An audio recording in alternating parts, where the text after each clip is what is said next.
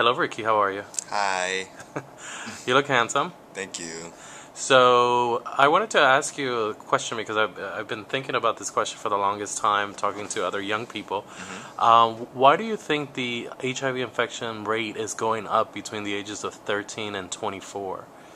It seems like at young ages, people are pretty, naive and don't know much about, protecting themselves and HIV.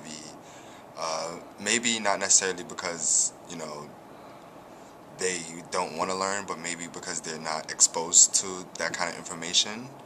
Um, People that get it at those young ages, end up, you know, growing into be different people most of the time. Not saying that that giving them the infection is a good thing or a bad thing, but more so like people just don't have the knowledge at young ages. That's it. But do you think in 2012 people don't know about HIV and AIDS?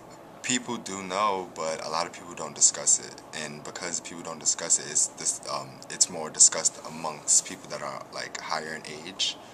So I guess a lot of people still are uncomfortable with talking about it also.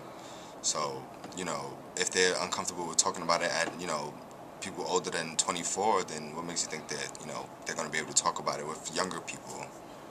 hmm So what do you think we need to do? I think definitely it needs to be promoted more within schools, and definitely need to be reached out to young people in a more effective way than necessarily, just saying it, at like or telling people to come to HIV events. I think we should go to them more than they should come to us. hmm Do you think like campaigns like Kiss and Tell or I Love My Boo are effective in helping? They are effective, but at the same time, the most effective way of doing things is by word of mouth. They can look at these posters and think something, or they can look at these posters and not think nothing at all. But if they're sitting there actually listening to someone talk about this and listening to maybe someone's experiences, it'll like be lodged into their head more than just actually looking at the picture and keep it moving. Mhm. Do you think it's also because maybe people are living longer with HIV that maybe they don't think it's a big deal? Uh, that could have something to do with it also, but I feel like it's more so people are afraid to talk about it than, it's not much of a big deal. Hmm. Okay. What are your plans for the summer? Working. Really? No fun?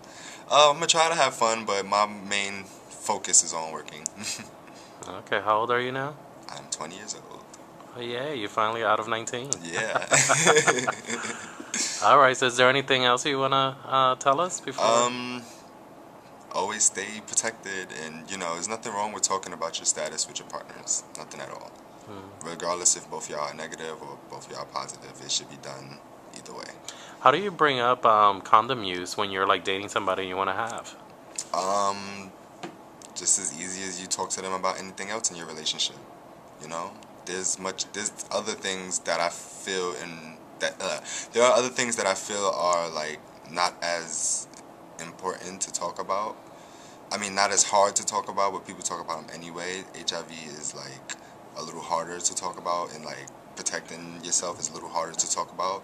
But I feel like it should be easier. It should be Hmm. one of the easiest things to talk about with your partner. Hmm. So, can you suggest a way of doing it? Um, Maybe ease it on them. Like you might want to take them out to eat or take them on a date or something, and ease the conversation onto them instead of just like you don't necessarily want to bring it up in the moment of maybe bring it up ahead of time, Okay. because in the moment of you might be a little bit more tempted to not use the condom, but if you've talked about it ahead of time, you know what's to be expected Hmm. before you're in the moment of having sex. That is true. All right. Well, thank you. You're welcome. All right. Bye.